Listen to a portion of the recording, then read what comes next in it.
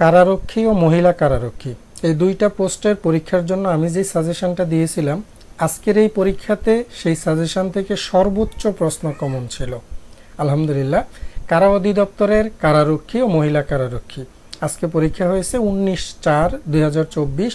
এখানে পরীক্ষার জন্য 60 মিনিট সময় দিছিল, পূর্ণমান হলো 70, অর্থাৎ 35টা প্রশ্ন, একটা প্রশ্নের 2 মার্ক করে, 35 দুগুণে 70, প্রত্যেকটা প্রশ্নের মান এখানে 2 করে। আর একটা বিষয় এখানে হলো যারা প্রশ্নের উত্তর ভুল দিবেন, 2টা প্রশ্নের উত্তর ভুল দিলে কিন্তু যে নাম্বারটা পাবেন সেখান থেকে একটা নাম্বার কাটা যাবে, এভাবে করে সিস্টেম।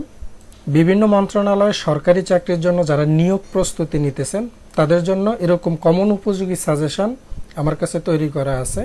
আপনারা যাদের প্রয়োজন এই নাম্বারে হোয়াটসঅ্যাপে যোগাযোগ করে কোন মন্ত্রণালয়ের কোন পরীক্ষার জন্য আপনি সাজেশন চাচ্ছেন সেটা আমাকে হোয়াটসঅ্যাপ করলে আমি আপনাদেরকে সাজেশনগুলো দিয়ে দিব, পিডিএফ আকারে দিব, তবে সেক্ষেত্রে অবশ্যই চার্জ প্রযোজ্য। প্রশ্নের সমাধানে আমরা চলে যাচ্ছি। আমি লিখতে জানি বাক্যটির ইংরেজি হবে কি? I know how to write। আমি লিখতে জানি। We should abstain smoking। কি হবে এখানে? From smoking। Abstain from smoking। What is the time? By your watch। শূন্যস্থানে হবে by। I have no pen to write with। কি হবে এখানে? with হবে। কোনটি সঠিক বানান? সাইকোলজি বানান একদম ইজি, এটা হলো PSYCHOLOGY,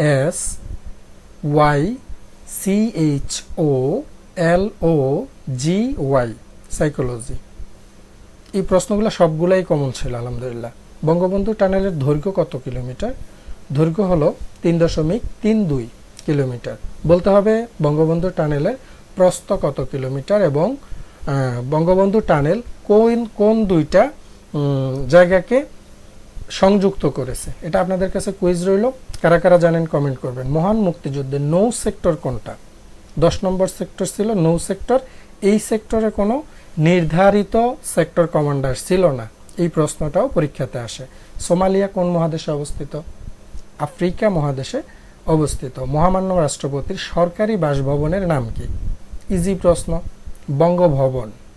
আমার থেকে সাজেশন নিয়েছেন এবং সাজেশনটা পড়ছেন তাদের জন্য আজকের এই পরীক্ষাতে 70-70 পাইতেই হবে, কারণ সর্বোচ্চ কমন ছিল এই সাজেশন থেকে। বাংলাদেশ কত সালে জাতিসংঘের সদস্যপদ লাভ করে? 1974 সালে। নাবিক শব্দের সন্ধি বিচ্ছেদ হবে নৌ যোগ ইক, নাবিক। চর্যাপদের পুঁথি আবিষ্কৃত হয় কত সালে? 1907 সালে। চন্দ্রমুখ কোন প্রকারের কর্মধারয় সমাস? চন্দ্রমুখ এটা হলো উপমিত কর্মধারয় সমাসের উদাহরণ। যে নারীর পতি নেই পুত্রও নেই, এক কথায় তাকে বলা হয় অবিরা। শুদ্ধ বানান মুমূর্ষু।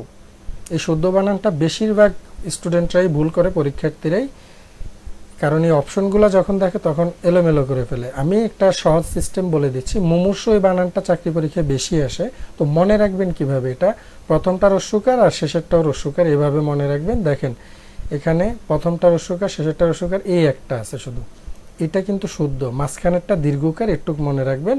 প্রথম আর শেষ রস্যকার, ব্যাস হয়ে গেল। পত্নী শব্দের সমার্থক শব্দ হলো জায়া। এই সবগুলা প্রশ্ন আলহামদুলিল্লাহ কমন ছিল। দেনা পাওনা উপন্যাসটির রচয়িতা হলো শরৎচন্দ্র চট্টোপাধ্যায়। ভাষার ক্ষুদ্রতম একক কোনটি? ভাষার ক্ষুদ্রতম একক হলো ধ্বনি।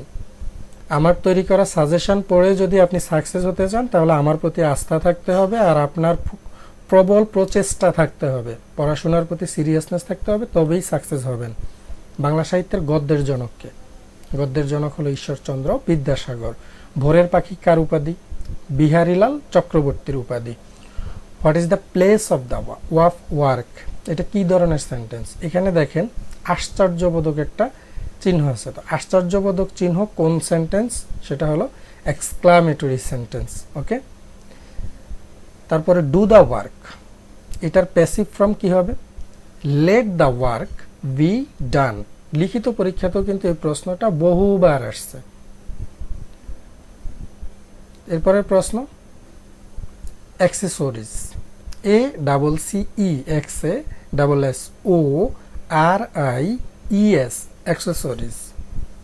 অ্যাম্বিশন শব্দের সমার্থক শব্দ কোনটা? অ্যাম্বিশনের সমার্থক হলো ডিজায়ার। হাউস হোল্ড শব্দের অর্থ হলো ঘর বাড়ি। ম্যাথের প্রশ্ন ছিল 40 টাকায় ক্রয় করে শতকরা কত লাভে বিক্রয় করলে ক্রয় মূল্যের 4 ভাগের 1 অংশ লাভ হবে। লাভটা চেয়েছে এখানে ক্রয় মূল্যের কত অংশ, 4 ভাগের 1 অংশ। তো এটার উত্তর হবে 25%। দশমিক দিয়ে একটা যোগ আছে, এটি কিভাবে করবেন? প্রথমে দশমিক ছাড়াই যোগটা করবেন, একটা রাফ করবেন। অ্যাডমিট কার্ডের পিছনে রাফ করতে পারেন আপনারা সাদা অংশে। তো এখানে দশমিক ছাড়া যদি এগুলা যোগ করেন তাহলে হবে 594। তো সেই ক্ষেত্রে এখন কয় সংখ্যার আগে দশমিকটা বসাবেন? 2 সংখ্যার আগে দশমিক বসাবেন। এখানে 2 সংখ্যা আছে, 2 সংখ্যার আগে দশমিকটা বসিয়ে দিবেন, ব্যাস হয়ে যাবে। 12 জন লোক একটা কাজ 9 দিনে করতে পারে। আবার একই কাজ 18 জনের কাজটি কত দিনে করতে পারবে? একই কাজ করলে 18 জন কাজটি কত দিনে করতে পারবে? একদম ইজি ম্যাথ। 18 জনে এই কাজটা করতে পারবে 6 দিনে। 15, 20 আর 25 এর লসাগু হবে 300। একটি ত্রিভুজাকার ভূমির দৈর্ঘ্য 6 মিটার, উচ্চতা হলো 4 মিটার, আর ত্রিভুজাকার ক্ষেত্রটির ক্ষেত্রফল কত? ক্ষেত্রের ক্ষেত্রফল বের করতে বলছে। তো ক্ষেত্রের ক্ষেত্রফল হবে এখানে 12 বর্গ মিটার। ওকে। একটি ত্রিভুজের 3 কোণের সমষ্টি কত ডিগ্রি? একদম ইজি প্রশ্ন, 180 ডিগ্রি। সমকোণী ত্রিভুজের অতিভুজ সংলগ্ন কোণ দুটির প্রত্যেকটি কি সমকোণ? সূক্ষ্মকোণ। a plus b equal 8, ab equal 15 হলে a স্কোয়ার প্লাস b স্কোয়ারের মান কত? উত্তর হবে 34। একটি আয়তক্ষেত্রের পরিসীমা 40 মিটার আর এর প্রস্থ হলো 5 মিটার। তাহলে দৈর্ঘ্য বের করতে হবে। পরিসীমা দেওয়া আছে, প্রস্থ দেওয়া আছে, দৈর্ঘ্য হবে কত? 15 মিটার। 35 নম্বর প্রশ্ন, 9a cube b square c square, এরপরে আছে 12a স্কোয়ার bc, আর আছে 15a b cube c cube. এটা গসাগু করতে হবে। প্রত্যেকটা আলাদা আলাদা করে তারপরে গসাগুটা নির্ণয় করতে হবে। এটা সিম্পলি এটার গসাগু হবে 3abc। তো এরকম যদি কমন আপনারা পাইতে চান বিভিন্ন মন্ত্রণালয় সরকারি চাকরির নিয়োগ পরীক্ষাতে, তাহলে এই নাম্বারটাতে হোয়াটসঅ্যাপে যোগাযোগ করে আমাকে বলবেন যে আপনি কোন মন্ত্রণালয়ের কোন পদের জন্য পরীক্ষা দেবেন। তো সেই অনুযায়ী আমি আপনাকে সাজেশন হোয়াটসঅ্যাপে PDF প্রোভাইড করব। সেক্ষেত্রে অবশ্যই চার্জ প্রযোজ্য, যেহেতু এই সাজেশনগুলো আমি অ্যানালাইসিস করে অনেক কষ্ট করে আপনাদের জন্য পরিশ্রম করে তৈরি করি। সো আপনাদের শুধু, আমি তো কষ্ট করে তৈরি করি, আপনাদের শুধু থাকতে হবে পড়ার ইচ্ছা এবং পরিশ্রম করার ইচ্ছা। ভালো করে পড়তে হবে, সময় নিয়ে পড়তে হবে, ভালো করে প্রিপারেশন নেবেন, তবেই আপনারা সাকসেস হতে পারবেন। তো আজকের ভিডিওটা এই পর্যন্তই। এই ভিডিও থেকে কেউ যদি নতুন কিছু শিখে থাকেন তাহলে ভিডিওতে একটা লাইক দিয়ে দেবেন। ফেসবুক থেকে যারা দেখতে পাচ্ছেন পেজটি ফলো দিয়ে ভিডিওটা শেয়ার করে দেবেন।